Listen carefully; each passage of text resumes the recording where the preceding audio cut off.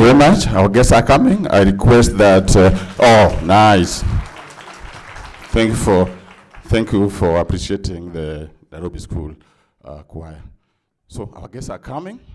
When they arrive, I'll request you to stand up and, of course, give some applause as the High Commissioner come in. They'll be coming from this door, and we remain standing until we finish the anthems. Thank you very much.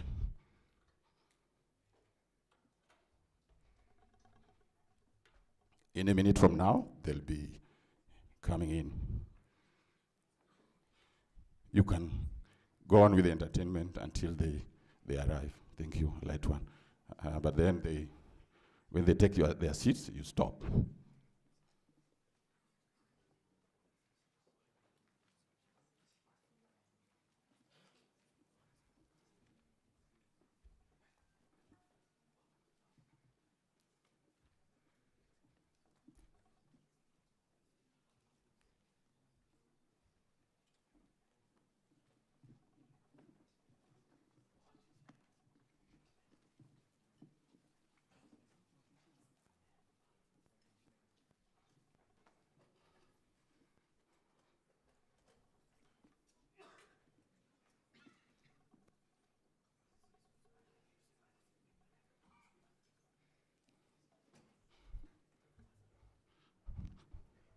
So let's be standing, I guess, coming in.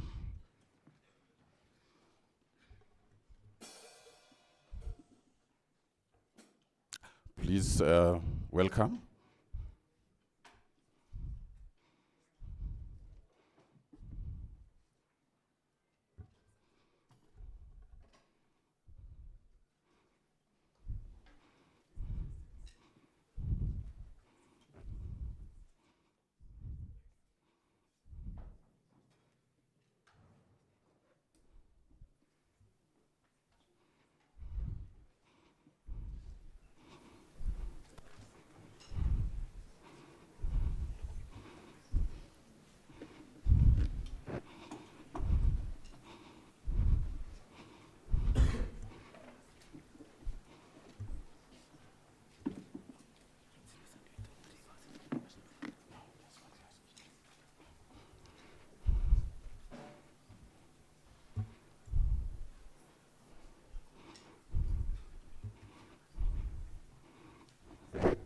It is free seating for, except the seats that are marked.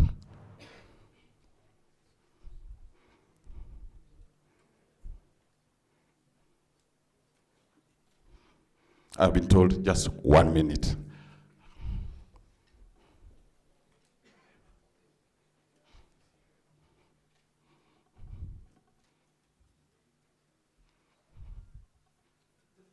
University of Nairobi, you can do some instrumental in the meantime. Please be seated, and let's rise when the guests come.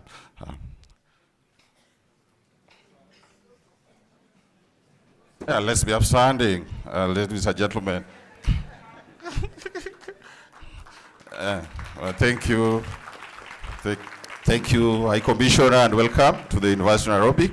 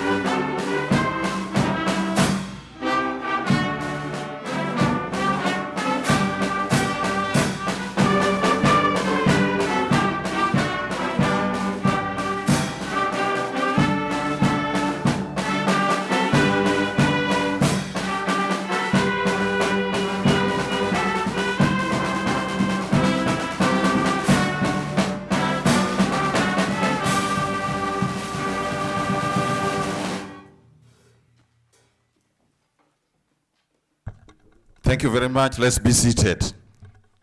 And thank you, Nairobi School, for that wonderful performance. We are indeed very pressed for time. We'll request you to come back later after the speeches and the public lecture. Thank you very much.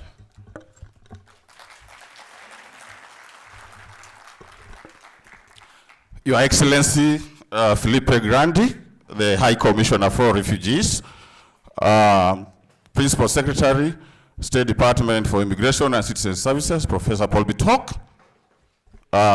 Professor Kiama Gitai, Vice Chancellor, University of Nairobi, UNCR, Regional Director, Mamadou Diane Balde, UNHCR Country Representative, Ms. Caroline Van Buren, the Commissioner for Refugees, State Department for Immigration and Citizen Services, my namesake, John Burugu, distinguished guests, ladies and gentlemen, welcome to this public lecture by the High Commission.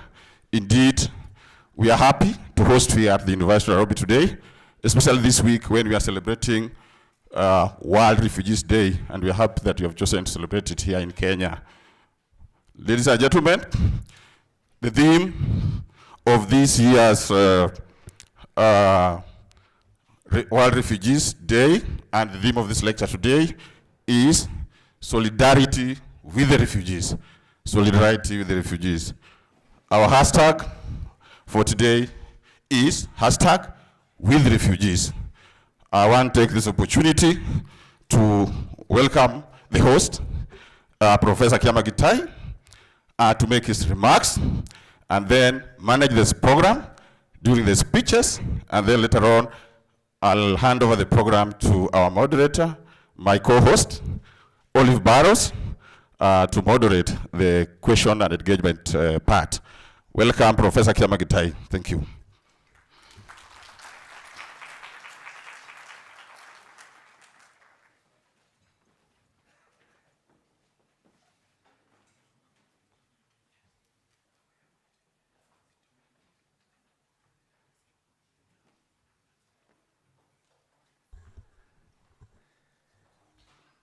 Yes, good morning, everyone. So mine is just really to welcome you for this important event and to acknowledge the presence of our chief guest who will be speaking to us shortly, FILIPPO GRANDI, the UN High Commissioner for Refugees. You know, University of Nairobi has accommodated many refugees. We have many students here who are refugees. I think, I don't know whether Monica Malidi is here. Monica was even the president of the student body. That is what extent. that is to what extent we have integrated the refugee community, that they are accepted in this scholarly community here. I wanted to recognize the ambassador of Denmark, Stephen Schineman. I want to recognize Ambassador Professor Bitok, the PS Immigration. We are glad that you are here to support this program. And I believe that we work, as we work in the resource center, we work also with the ministry and ourselves and UNHCR, etc. I also want to recognize Stephen Jackson, the United Nations Residence Coordinator, who is here with us, as well as Mamadou Bande, Regional Director, UNCR, and Caroline Van Buren. It is with the immense joy and honor that I welcome you all to the University of Nairobi. The students who are here with us, the members of Senate, management, and the rest from the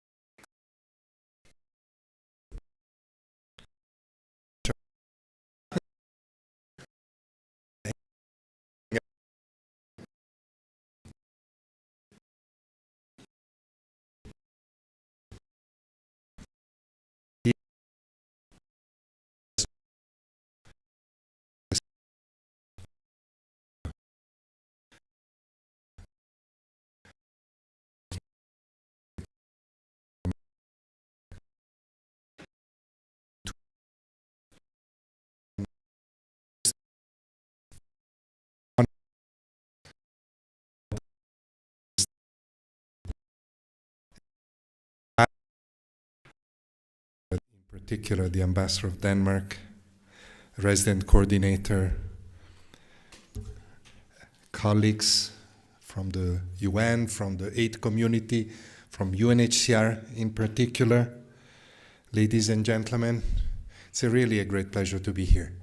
Now, you realize that I have to read a serious speech, so be ready for that. This is a lecture, this is not a talk. So allow me to share these thoughts with you. It's a great privilege and a pleasure to be here today. And I have been looking forward so much to this event. I think you all know, or you can imagine, that I speak in many places. But I especially valued the opportunity to speak at universities for the ideas and the energies which universities generate, for your enthusiasm and willingness to innovate. And we cannot talk about solutions, you will hear this word many times in the next half hour, without considering the critical role that the academic community has to play. And allow me to start once again by thanking the University of Nairobi. Thank you very much, both Vice Chancellor and Cabinet Secretary, for your very kind and important words. And of course, thank you all for being here, and to all of you who are listening online. I also understand that the school term has just ended, and I appreciate those students who are here who stretched school time a bit to come today. Very special thanks to you. Because what I want to talk about concerns also our common future, and that future is yours. You all know, I hope, what I do. It was explained very well by the Principal Secretary. Sorry, I called you Cabinet Secretary. I didn't mean any interference with government matters there.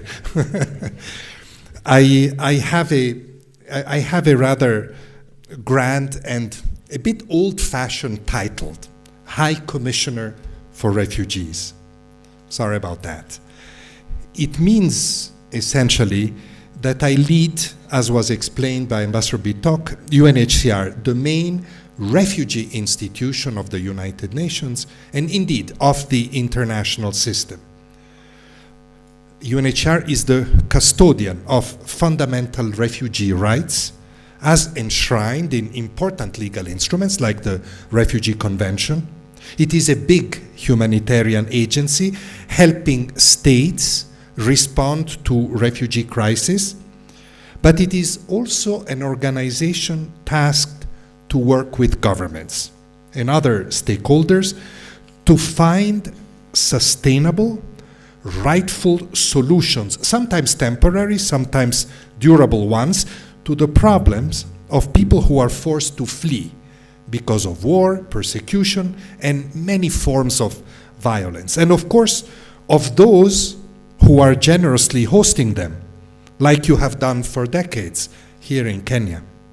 And there are many such forcibly displaced people in our troubled world. 120 million at our latest count, including refugees and people who seek refuge within their own country, whom we call internally displaced. 120 million, more than double, if I'm not mistaken, the population of Kenya. You may be asking yourselves, how are refugees an issue of common concern to me, to you? Well, in recent years and in many countries, especially in some countries of the so-called global north, the issue of forced displacement, refugees, other displaced people, has been at the center of the political debate. Unfortunately, very often, this is not the result of healthy politics, which should look at solutions for this challenge, but of political manipulation, which aims mostly at gaining votes and winning elections. Earlier this month, it was mentioned that Georgetown University in Washington, D.C., I spoke of large-scale movements of people, a big problem in the Americas, of refugees and migrants together. We call these mixed movements across continents, along routes that are literally hemispheric, in search of safety or opportunity. I spoke of the very real dangers that these people face: violence, extortion, torture, even death, as they travel over seas or through deserts and jungles, often at the mercy of criminals, smugglers, traffickers. You may remember the terrible images of refugees and migrants languishing in abusive detention centers in Libya, broadcasted by media a few years back, sending waves of outrage across the world, especially in sub-Saharan Africa. Yet we continue to see desperate people literally selling their lives to criminal traffickers. And they're just the tip of the iceberg of the forced displacement phenomenon. This is why at Georgetown University, I set out the concrete actions that can be taken to address root causes, stabilize population flows, protect forcibly displaced people as they move, and provide them with opportunities. Because we must recognize that opportunities exist, that solutions, here's that word again, exist. And they do not concern only people on the move. They concern all of us, whether we are refugees or not. Forced displacement and irregular migration are global issues, as important for our future, for your future, students, as climate change, pandemics, or peace and security. And that's what I want to reflect on today. Instead of repeating flawed recipes from the past, can we address this global challenge in new ways?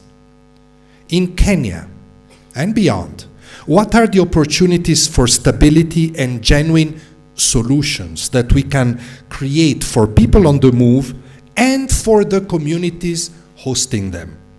When we combine the right ingredients, the right policies, the right vision, the right leadership, and yes, the right international support.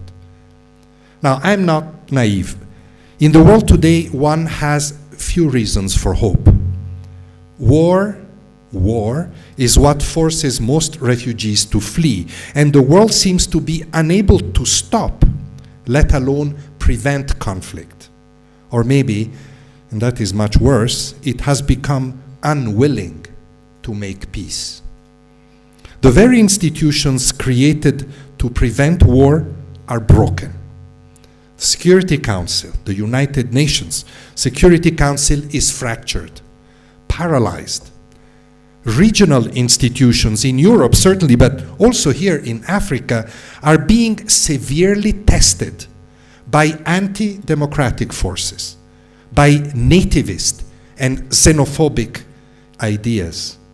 And the price of the dysfunction is there for all to see in Sudan, in the Sahel, in Ukraine, in Gaza. When you add the devastating effects of climate change felt so tragically in Kenya and across this region, when you add economic crisis and pandemics, when you add new and unregulated technologies that are distorting our sense of reality and sometimes undermining our shared values, when you add it all up, the challenges seem overwhelming. The temptation is to turn inwards, to surrender to what I call the narrative of impossibility. In many places, that narrative, it's impossible, has come to define the response to forced displacement. The unprecedented number of uprooted people are used to fuel resentment and the false statement that nothing can be done to address the problem. That the only choice possible is to adopt brutal and frankly ineffective policies, building walls, stopping boats, making it impossible to seek refuge, or condemn refugees to destitution and they will remain refugees for longer. Deny them safety and opportunities, and criminal networks will lose no time to fill the void. Of course, many in Kenya, in Africa, and beyond are familiar with what forced displacement entails, sometimes as people who had to escape war and persecution, sometimes as hosts to refugees and displaced people, and sometimes from both perspectives. Mercifully, in Africa, and you should be proud of that, the prevailing narrative remains one of solidarity.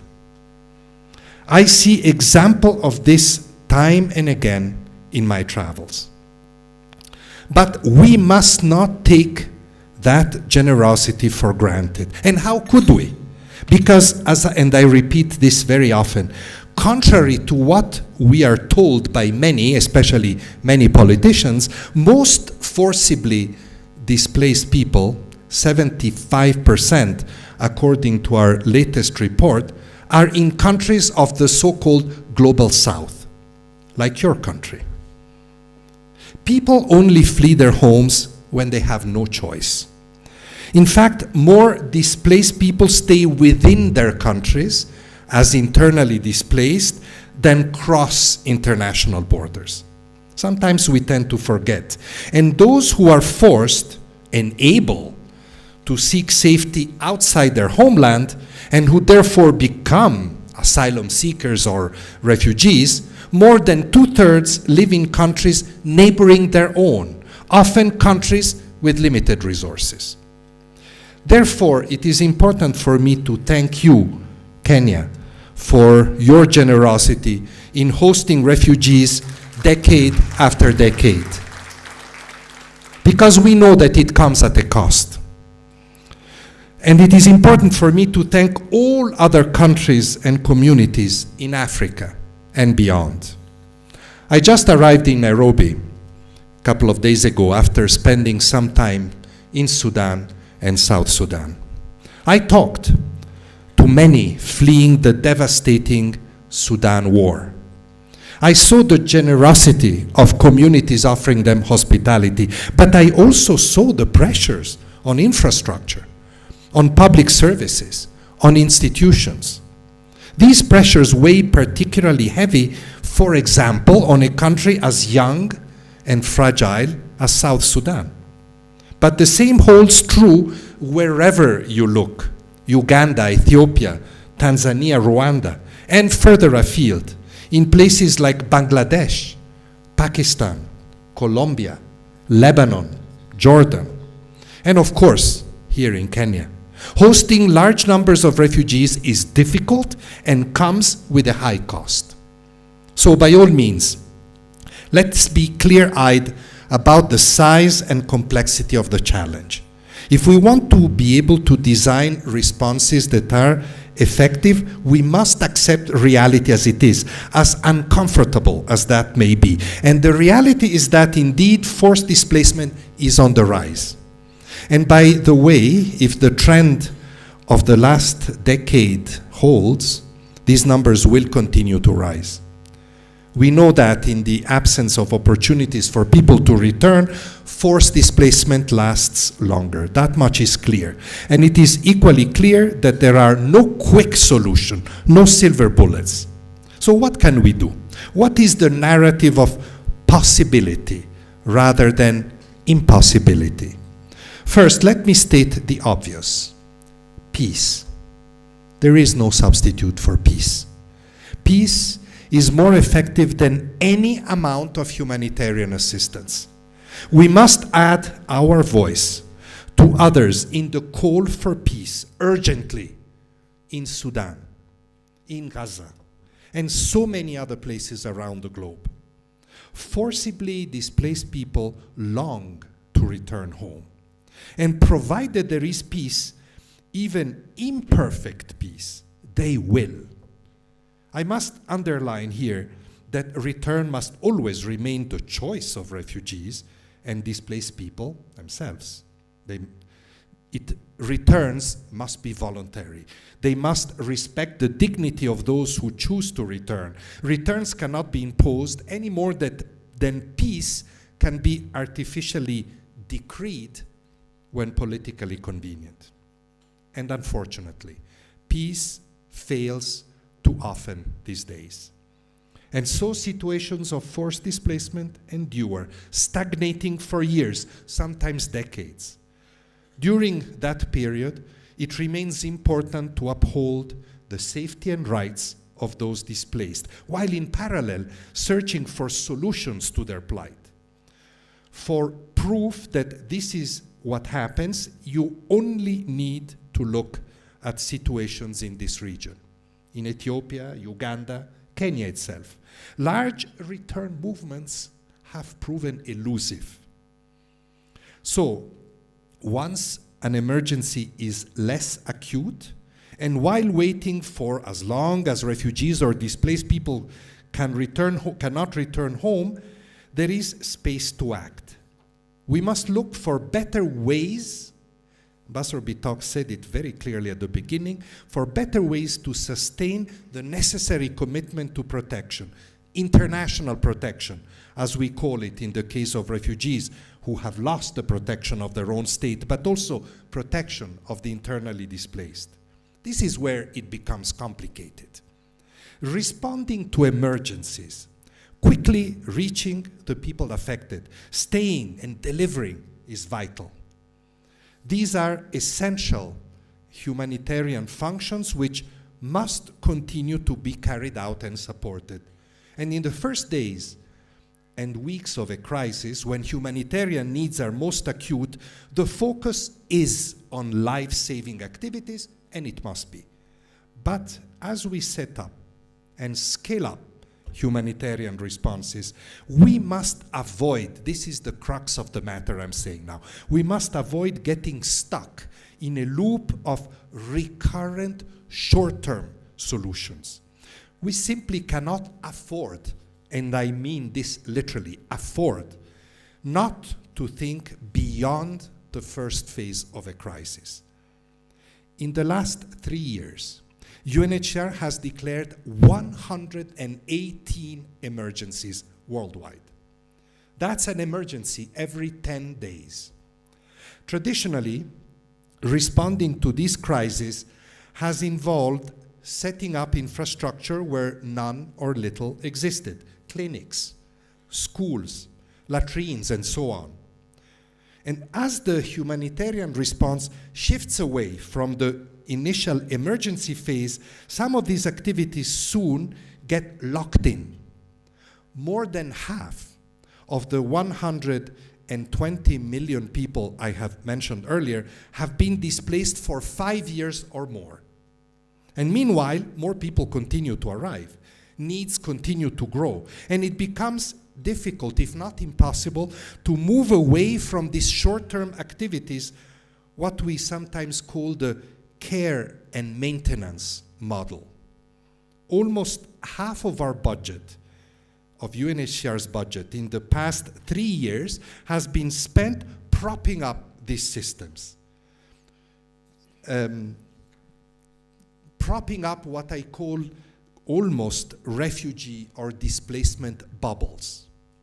Humanitarian systems that we prop up that often run parallel to national systems, that sometimes even drive a wedge between displaced populations and the communities that host them, especially when services are available to some but not the others.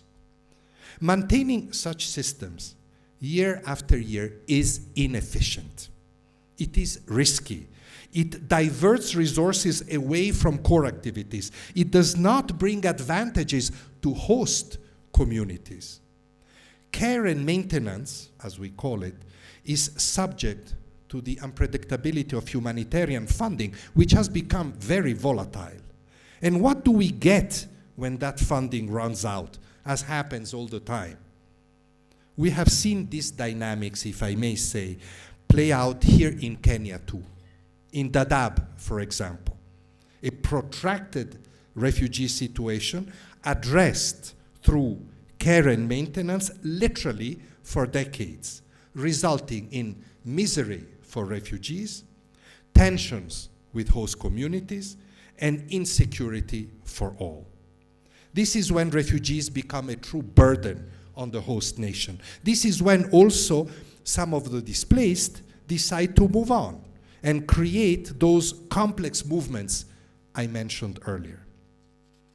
The last few years have taught us that from the very first days of a humanitarian response, we must work closely with development actors, always with governments in the lead, and always involving forcibly displaced people and the communities that host them. We have learned that there is no such thing as a humanitarian-only response.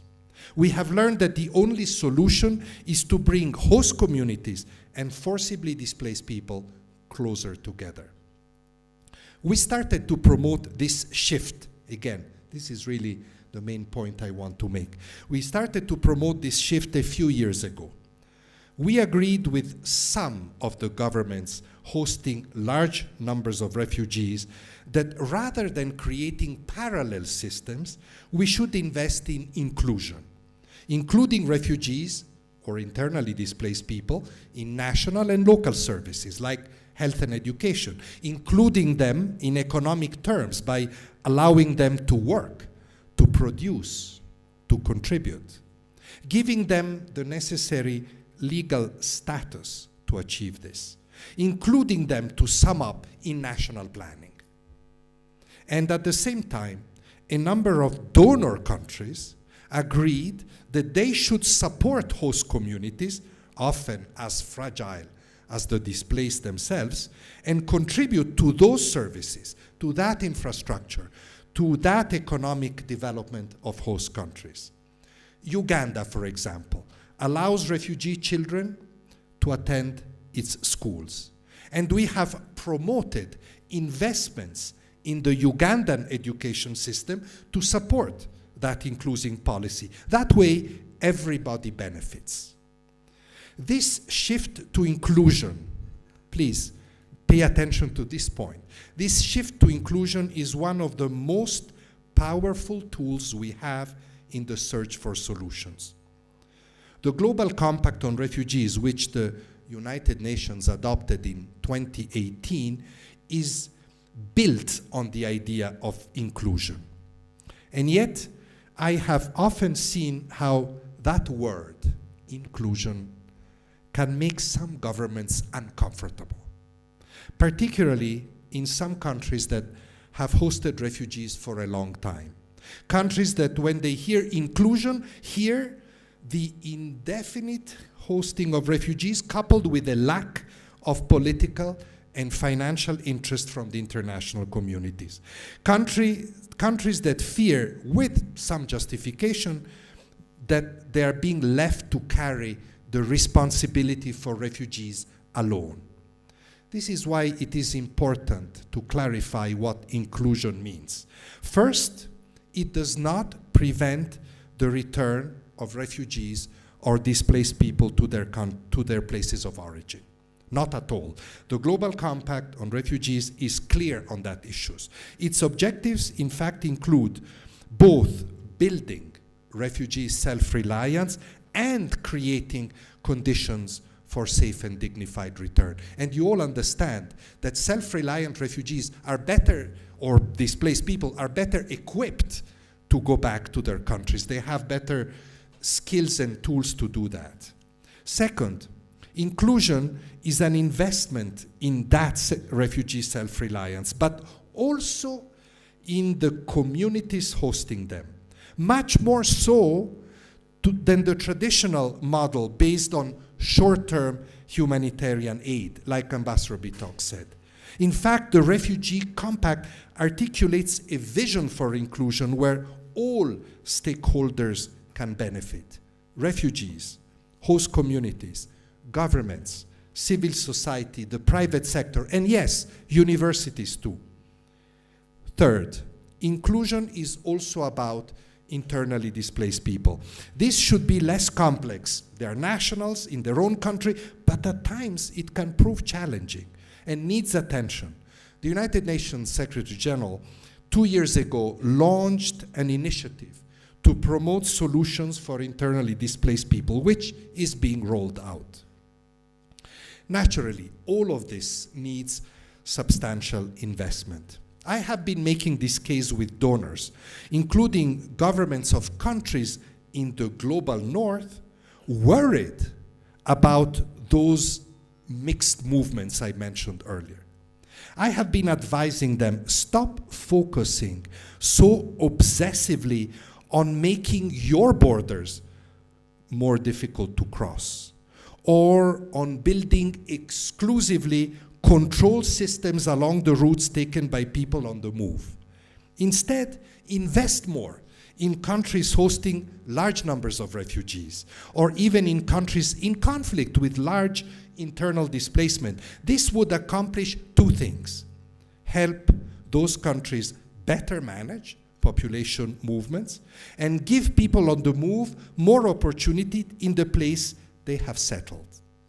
It would in turn help stabilize population movements and, as I said, pave the way for returns and other solutions.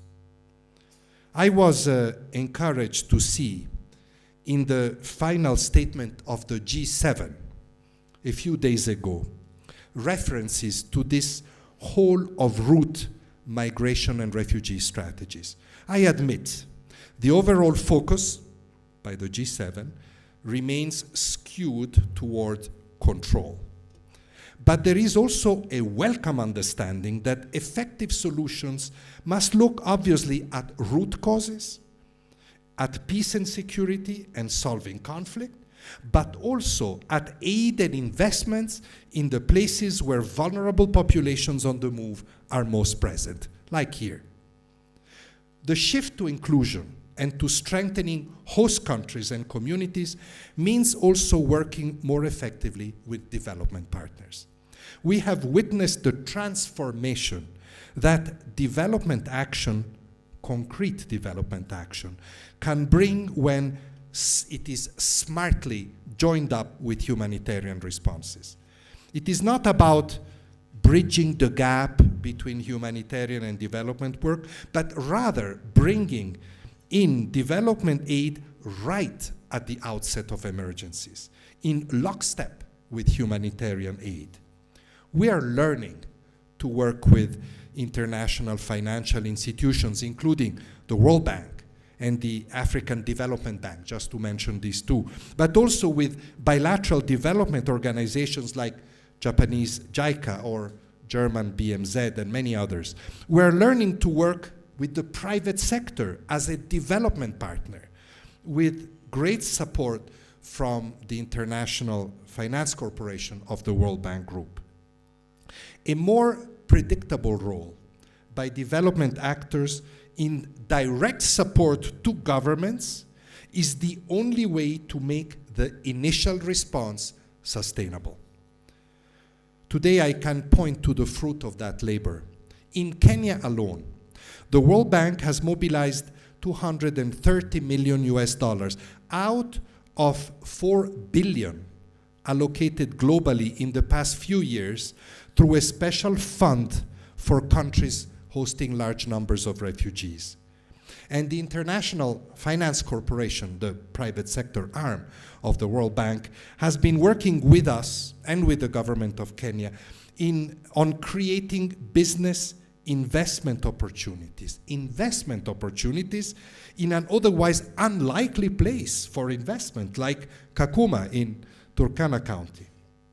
In southern Ethiopia, thanks to the IKEA Foundation. You all know IKEA.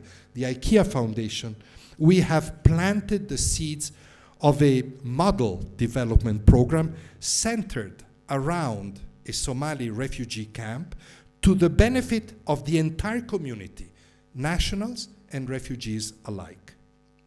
The inclusive model is premised on a simple truth, that refugees and displaced people have agency, that given the opportunity, they contribute, they add, build, and enrich.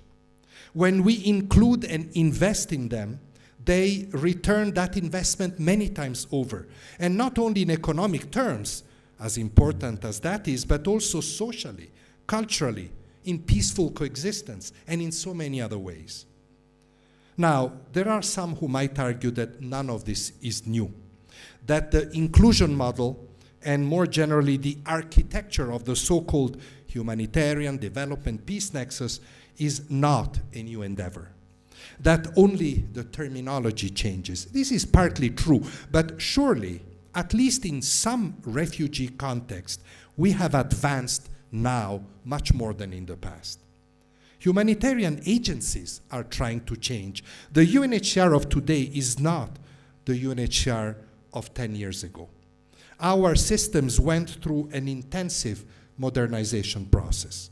We have invested heavily in data to measure and build evidence, including on aspects of forced displacement that have not been traditionally our areas of expertise, on the socio-economic impact of hosting refugees and internally displaced people, on access to labor markets, on the effect of public displacement, of forced displacement on public finances. Research and data that we publish and make available for collaboration. I would be remiss if I didn't mention the excellent work of the World Bank and UNHCR Joint Data Center on forced displacement. I encourage you to reach out to them with your ideas. And I'm happy that earlier today we launched the Refugee Resource Center here at the University of Nairobi. All this progress has enabled us to acquire a wealth of knowledge about what is effective and sustainable. Equally, if not even more critically, it has enabled us to understand what does not work, what is not sustainable. And if I may speak on your behalf, so have you here in Kenya, bringing displaced people and host communities together. That is the essence, the soul of the new plan for refugees and host community called Shirika, working together in Kiswahili, which the government of Kenya has embraced and is leading with our full support. Shirika was born out of some fundamental elements on how to address a long-standing refugee crisis in a novel way. A response based on some simple but fundamental approaches to live together by integrating refugee settlements into new municipalities, to learn together by opening up schools to everyone, whether displaced or not, to heal together at clinics that serve everyone, to be stronger together by creating communities that are more resilient to climate impacts, to work and grow together by promoting, as I said, economic investment, opening up market opportunities for the private sector and creating employment for all. And all of this and much more, obviously led by government at the central and county level, and supported by development banks, bilateral donors, the United Nations system, and hopefully the private sector. It's a bold plan. It's an ambitious plan, but it is also a rational plan. Rational because as we have seen in this region and beyond, in Rwanda, in Ethiopia, but also in Colombia, Brazil, Turkey, refugee inclusion spurs economic growth. It broadens the tax base It generates trade. It recognizes the skills and talents of forcibly displaced people and puts those skills to use for the benefit of all. Sudanese refugees now work as doctors, teachers, or engineers in South Sudan, improving the well-being of all that country's residents. The economic argument is clear, but it is not always sufficient. Inclusion will always require political courage. It might mean challenging the established narrative or disrupting the status quo. It requires effective policies that enable inclusion, for example, laws that grant greater freedom of movement and expand the right to work. And inclusion certainly cannot succeed without giving a voice to the communities themselves, refugees and their hosts at the local level. Allow me to leave you with 3 simple prescriptions. First, all of you have a role to play. The management of refugees and displaced people can no longer be seen as the preserve of one ministry or one authority alone. Creating the right policy environment, developing the right legal frameworks, finding the right words to communicate these changes to public opinion will require the involvement of all stakeholders. We speak of whole of government or whole of society, and for once I think the United Nations language is quite effective in describing this concept. Second, efforts towards inclusion and self-reliance, the efforts I have described, will take time from the beginning of a crisis, as I mentioned earlier. And we will support you by making the business case for investment to companies and employers. We will be the staunchest allies of countries like Kenya, which embrace this new approach. But, and that is my third and final point, is this shift is to succeed, everybody must be brave. So I say, to the policymakers in the room today and beyond, to my colleagues, be bold, be determined. Do not be defeated by the scale of the challenge. Let us write together a narrative of possibility. To the students, you are the leaders of tomorrow. Help us learn. Help us innovate. Indeed, with your knowledge and your enthusiasm, do that. And to all displaced people, thank you for inspiring us, for teaching us about humility and resilience, for showing us hope, which we must help you make sustainable. We will not disappoint you. Thank you.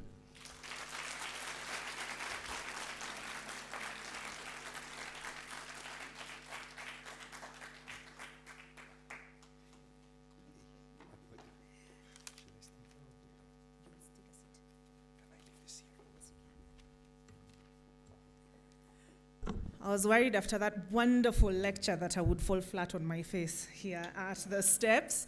Thank you for braving the chill to listen to the lecture. At this point in time, I'm sure you have questions to ask. And so I'll ask the High Commissioner to remain seated as he answers these questions. He is now equipped with a microphone. And I am curious, High Commissioner, you talked about the toxic politics that often accompanies the conversation around migrants.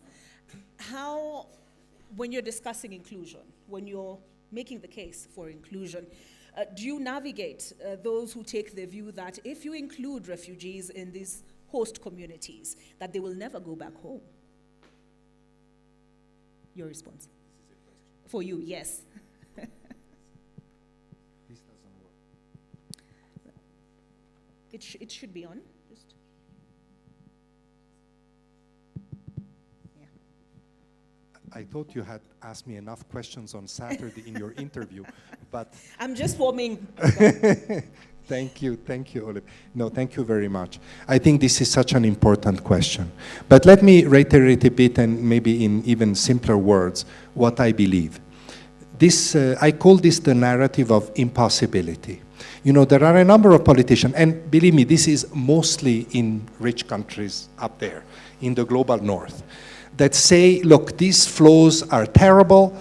The people are coming to our countries to steal the jobs, to take the jobs, to threaten security, all of this stuff, right? Negative. And so it's impossible. There's nothing we can do about this. This is the impossibility.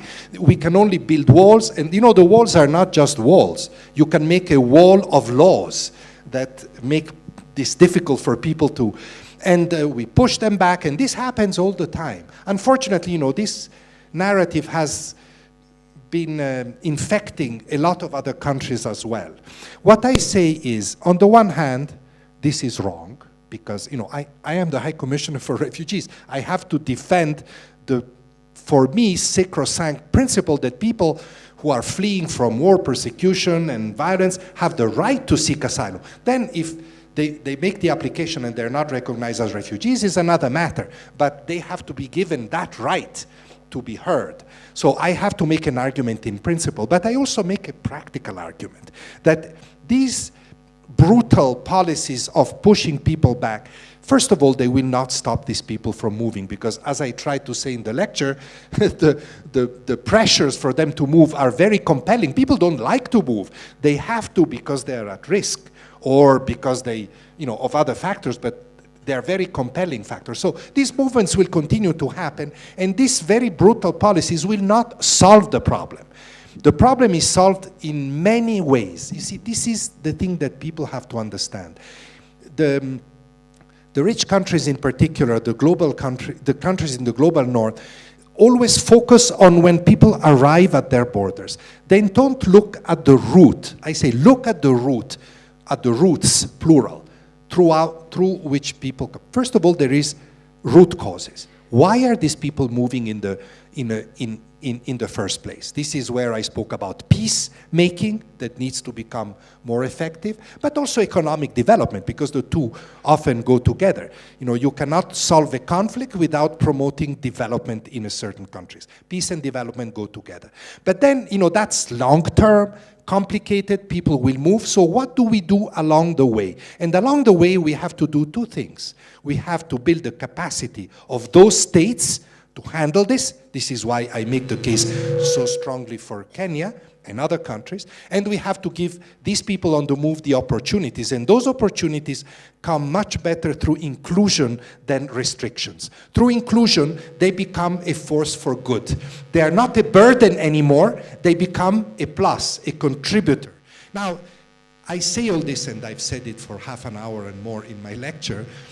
I do realize, you know, politicians have to be simple, direct in their language. That's the way politics operate. And to explain what I explained is a little bit more complicated. Takes more words, more concept. But please, politicians, make that effort, because in the end, this inclusion policy, waiting for people to go back, is much more of a win-win for everybody than the pushback approaches that sometimes are taken. As I take a seat next to you, Monica Malith. There you are, Monica.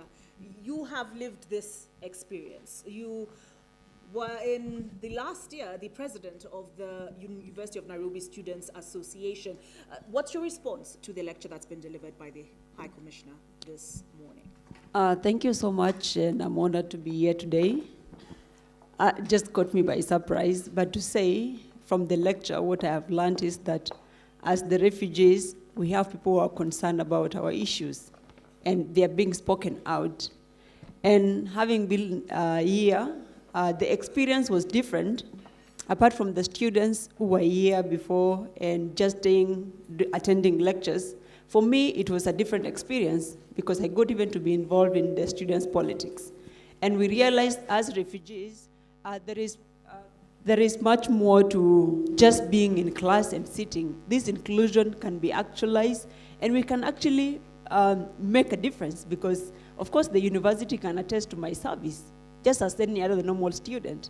Before people will, there were stereotypes around refugees, who they are, what they can achieve, and being a naive people, we have, and I am an example of people who are working against all these stereotypes, and this inclusion can make a difference in any life, both for a refugee and for any society that we get ourselves in. Thank you. Thank you for that, Monica. Let me ask the UN resident coordinator, Stephen. You were mentioned at the very start, Stephen Jackson, to weigh in at this point. And the High Commissioner has made the case for development, the interlinkage between humanitarian and development aid, and how it should come in right from the start. Your thoughts? Well, thank you very much, Madam Moderator and High Commissioner. Thank you for this brilliant and passionate vision for the importance of these integrated solutions, and thank you also for recognizing the genius and the vision of Kenya in carrying forward solutions of that kind through Sharika. But my question, I mean, it follows absolutely from yours, Madam Moderator. We say in Ireland, preaching to the choir. Here, I think you're talking to an audience that understands the need for these kinds of innovative integrated solutions. But I'm worried about my part of the world. I'm worried about what you described right at the beginning of your remarks, about that turn towards xenophobia, that turn towards manipulation, that turn towards exclusion by governments in the so-called global north. How do we convince those governments to move away from what you described as a control approach to this brilliant, innovative, and integrated approach and durable, sustainable solutions? What special arguments do we need for those kinds of skeptical governments? Okay, go ahead. Thank you. And I think people have made their case that are demonstrating. Thank you. Please take a seat. Thank you. Thank you. Take a seat. Thank you. This is so unhelpful. Please take a seat. We don't know who Caroline is. Do you have questions on...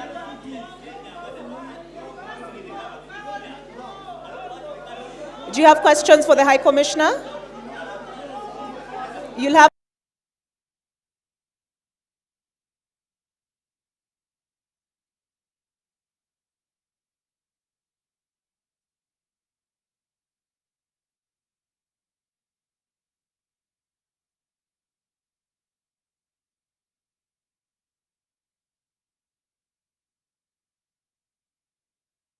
Reply to the question of the resident coordinator, if I'm allowed.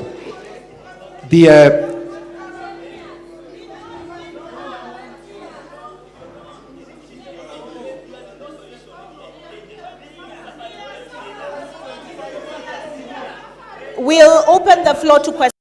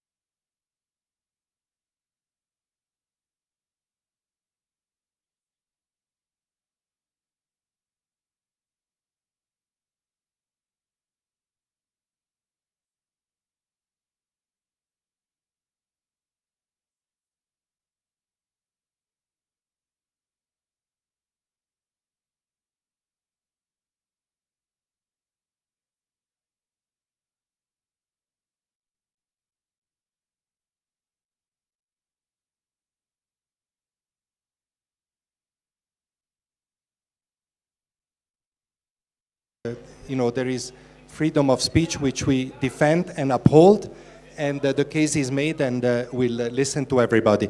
I want to respond to this very important question of the resident coordinator, but because what he described, the question he asked, very important one, is, yes, all right, here in Kenya, this inclusion policy, the government has made choices, but how do we counter the narrative that is negative and impacts, as a matter of fact, not just a few refugees, but thousands, millions of refugees around the world? Some of this narrative, let me say it again, has political reasons. In fact, I think most of it has political reasons.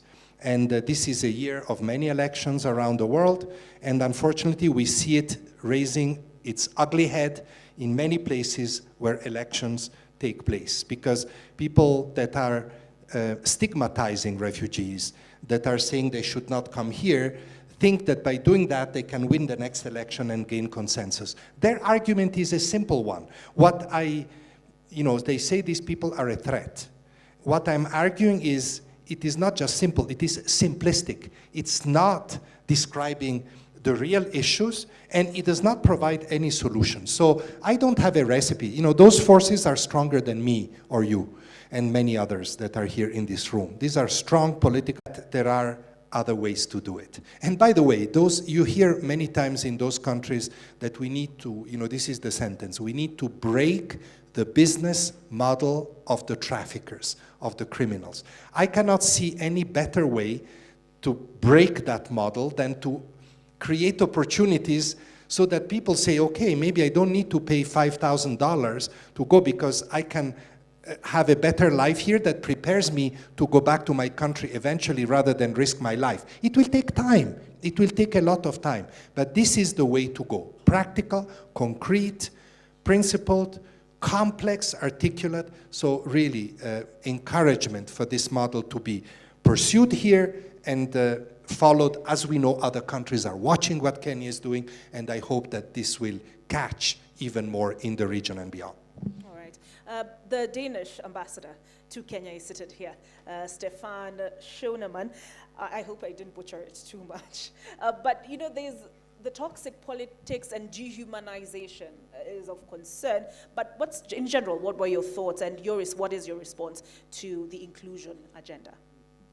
Well, thank you so much for this opportunity. It's good to see all here today. First and foremost, you, High Commissioner. Thanks for coming to Kenya. Thanks for being in the region. This is really a region with a series of crises that demand your attention. So thank you again. My question is about, how do we take this new approach to the next level, so to speak? But to do that, let me just go back a little bit in time to late 2015, actually just a few weeks, a month before you took up the office. At that time, there was a group trying to do what later became the Grand Bargain on humanitarian financing, and I had the pleasure, or the honor, whatever, to take part in that on behalf of Denmark. There I met a UN colleague who said, well, if donors just paid the appeals, filled up the appeals, we would not be sitting here. I didn't agree with him then. I don't agree with him now. I would agree with you, High Commissioner. What a strong speech. What a lecture in where we are and where we need to go. And since then, we did get our Grand Bargain. We got you. We got the Global Compact on refugees. And there's a lot of good examples now showing the way. We, Denmark, are trying to do our part in many different ways, the way we fund UN organizations, but also the way we work in countries, Kenya being an example. So the Shirika plan is there. Very soon, we hope, formalized even into law. But already now, we are working with this inclusive approach. We are doing it with you, with UNHCR, with authorities here, central, local government. And the way we are funding it also, I think is interesting. You pointed to this, High Commissioner. It's Danish development money, and then it's financing from 3 Danish philanthropic foundations, Lego Foundation, Grundfos, Novo Nordisk. What we will try to do with our partners here in Turkana is to lift the quality and the level of service within water, education, health, enabling the government to provide that service to all in the region. So that's good. And there are many other good examples. My question, High Commissioner, is how do we push this a step further? How do we institutionalize this deeply? It's 10 years ago, the good man from UN came with that remark, but still, I think there's a lot to do. So you had asked to donors, what are your asks to your own system as well? That's one. And a bonus question would be on climate. It's not long ago we saw heavy rainfalls, flooding here in Kenya and in the region. This is an accelerator on crisis, and it can create crisis itself.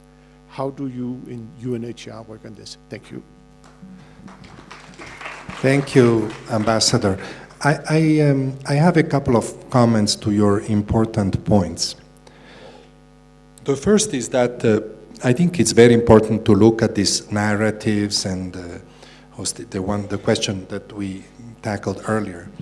But you know, my message here today is also, don't forget that the problem is really here that needs to be tackled. The investments have to be put here.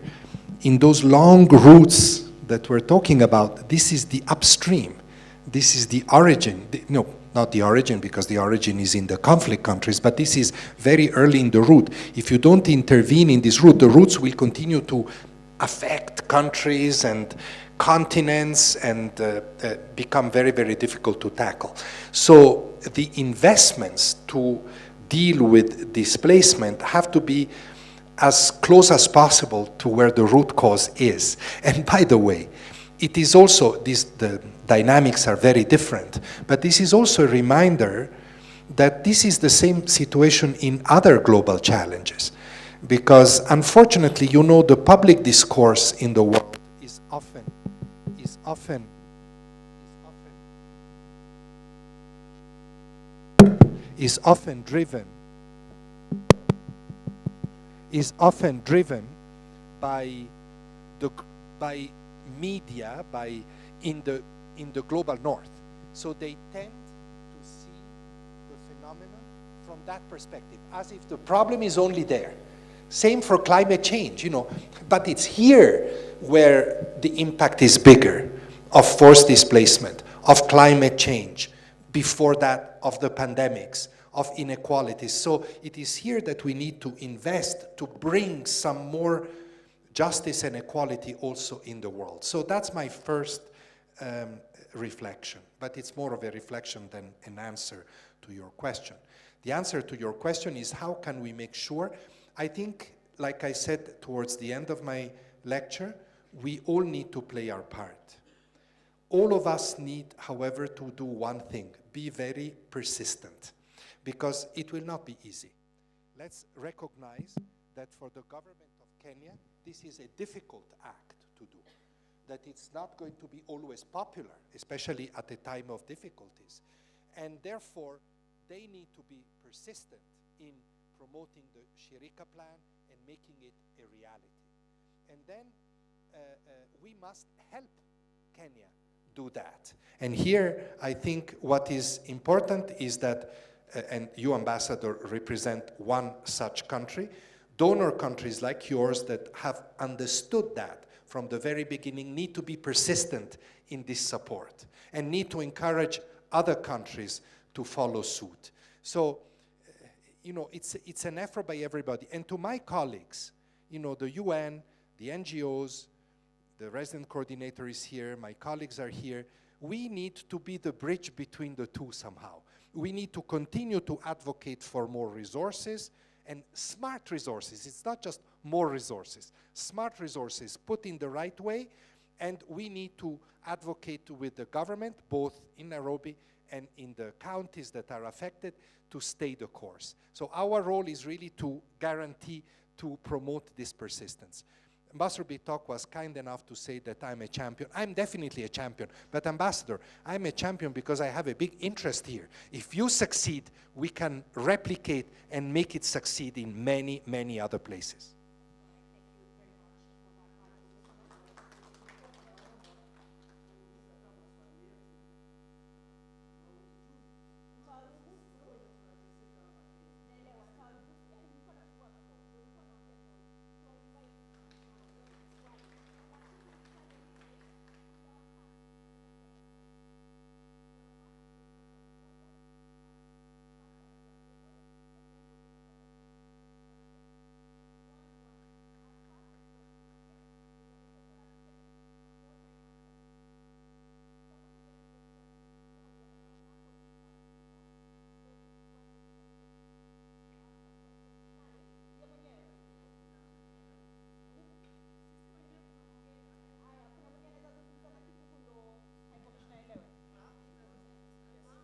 Can speak in English? Yes. All right, then. Otherwise, translate. Okay. And as for the students, can you wave? This is your forum. You're the majority constituency. Does any of you have a question so that Lynette can move in closer? We're here as well. Okay. So if we do one gentleman, we do one lady. Is that fair? All right, so the lady will ask the question on behalf of the students. And you had chosen the gentleman in the glasses. Go ahead with your question. So this is the group or the students? The group, the refugees.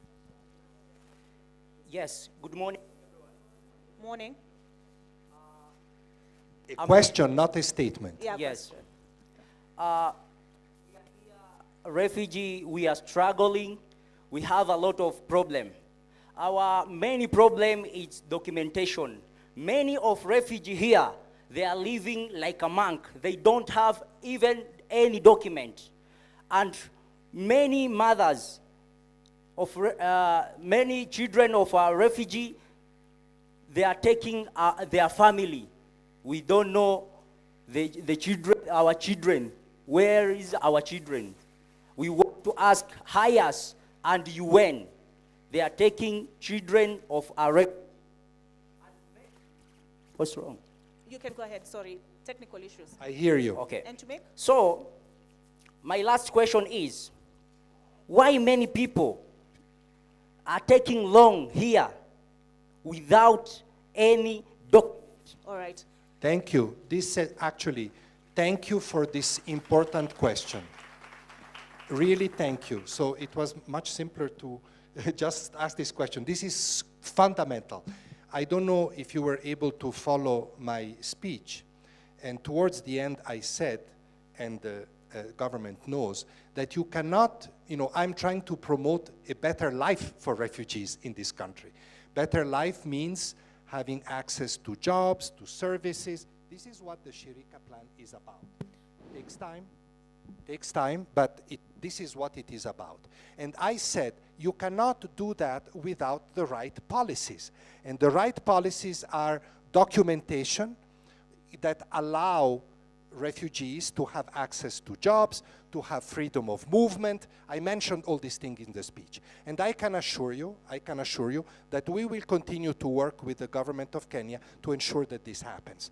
It might take a bit of time. These are very complicated issues, politically, practically. They're not that simple, but we will try. The Shirika plan opens a window for all this to be resolved. I know it's been a problem for a long time. I've discussed it even with the president, I remember. We will continue to do that. Thank you. And now the student. No, you had the chance. Now the student. Please respect everybody. That's what he's talking about. But skizeni, Ambassador Bitok. I mean, either you listen or you don't listen. I said what we will do. Serikali iko hapa imesikia pia. Thank you. Ambassador Bitok at least wave at them that tumewasikia. Let's say, I would like to hear first. The ambassador is here. The students?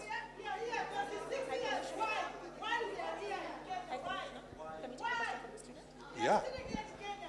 All right. Thank you. The point is taken. Now with the students. There is the lady here, the young lady here.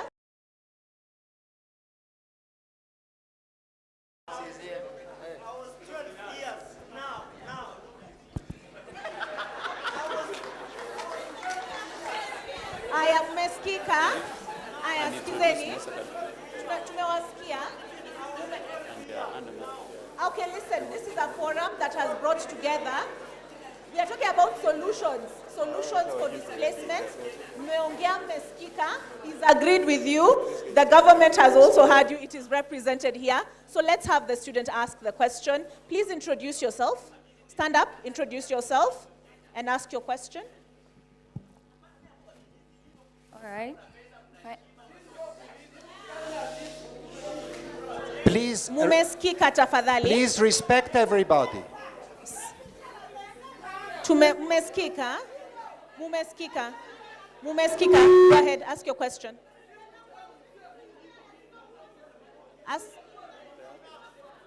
Can we turn her mic on, please? Can we turn her mic on, please? Can we turn her mic on?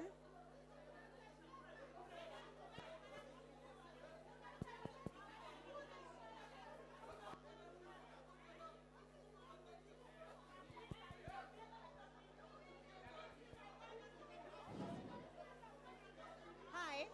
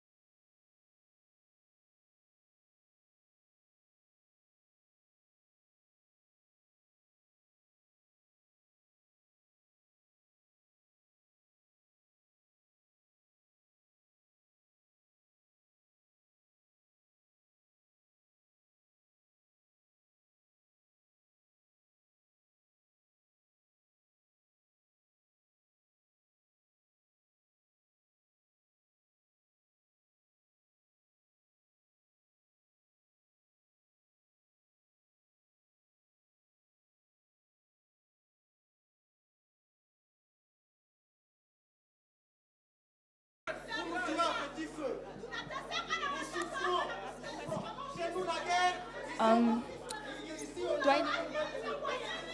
All right.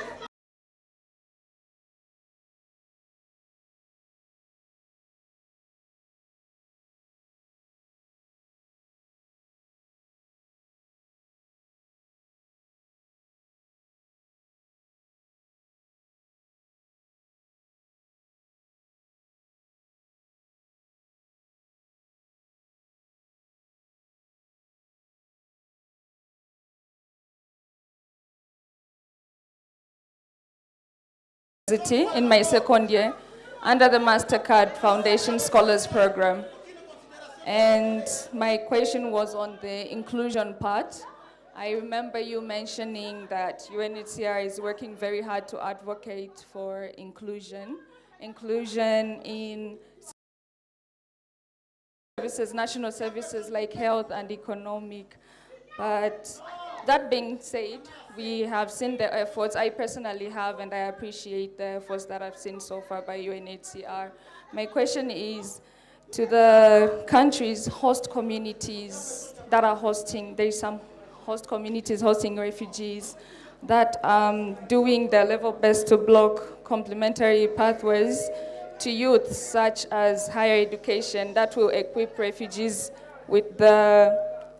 asylum seekers, with the skills that they will need to be able to be included in this national development of their host communities. What is UNHCR doing to enhance or to advocate for such inclusion in those countries?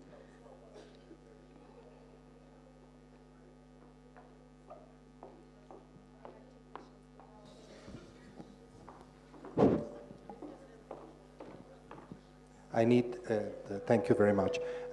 I will answer this question. In fact, all my speech was the answer to that question.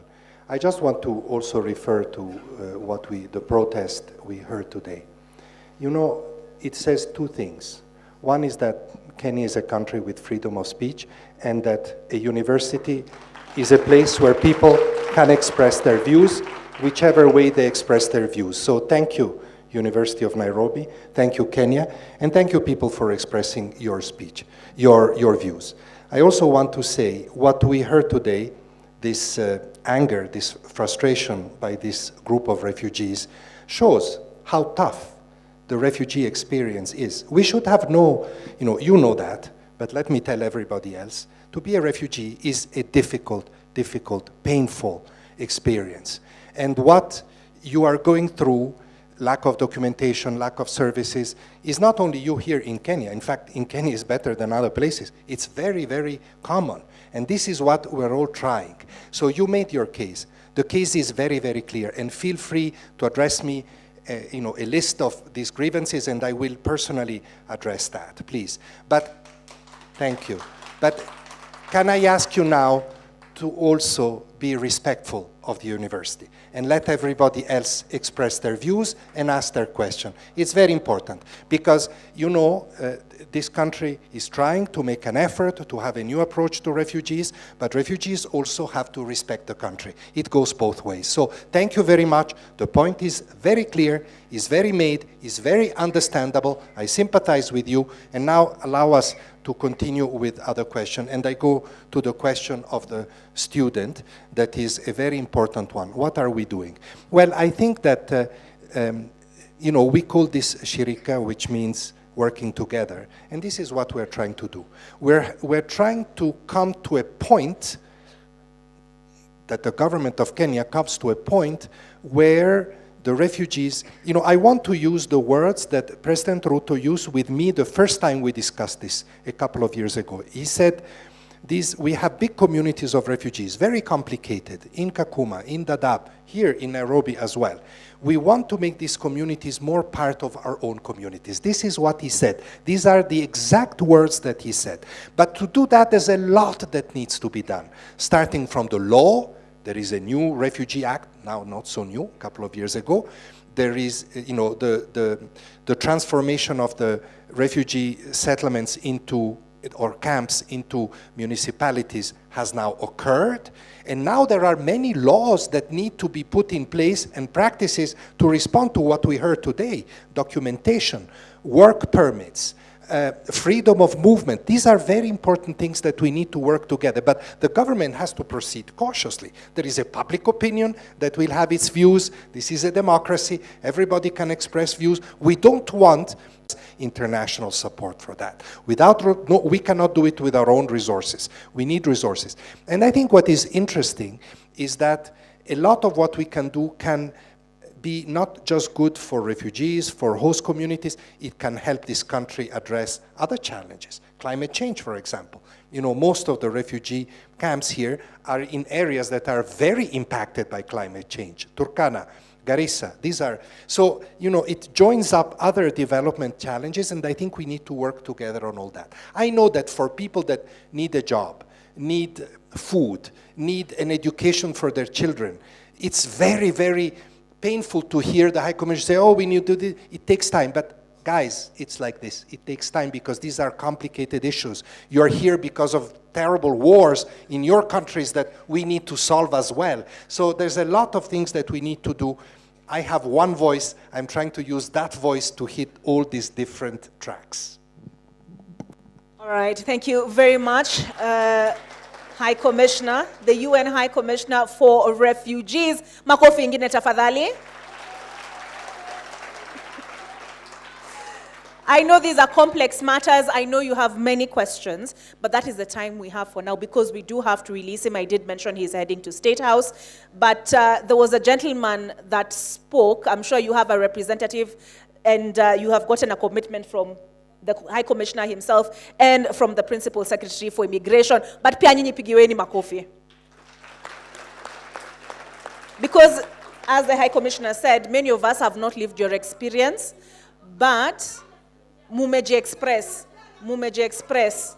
All right, thank you very much. At this point, I will allow the High Commissioner to take his seat and then invite for the vote of thanks as speedily as possible Professor Jack Odhiambo, Faculty of Arts and Social Sciences.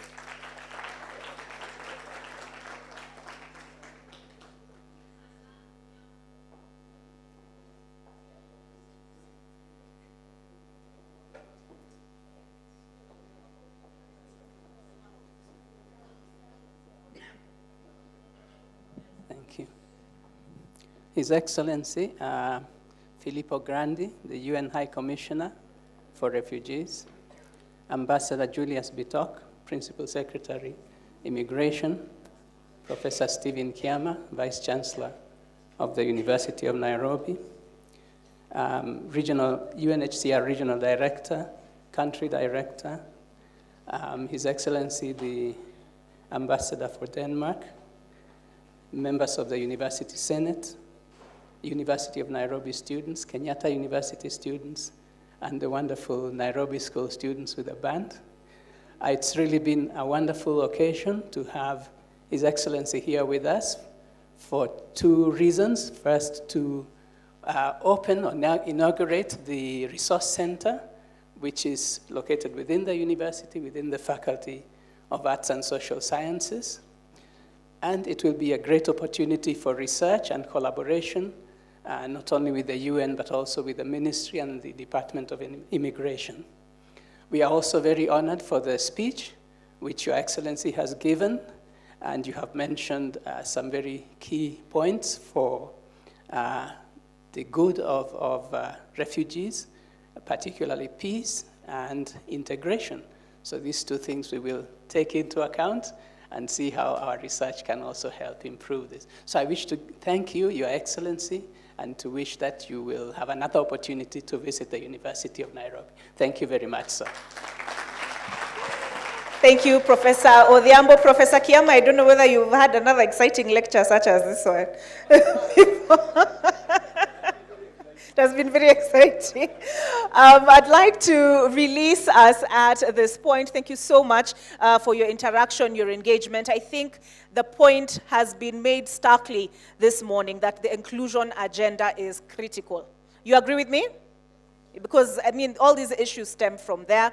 But at this point, I'll ask our guest of honor, together with those accompanying him, thank you for being here, to move to the VIP room. I believe you were there earlier. You'll take some photos, you'll sign the visitor's book, and then you will be permitted to be on your way. Makofi ya tafadhali.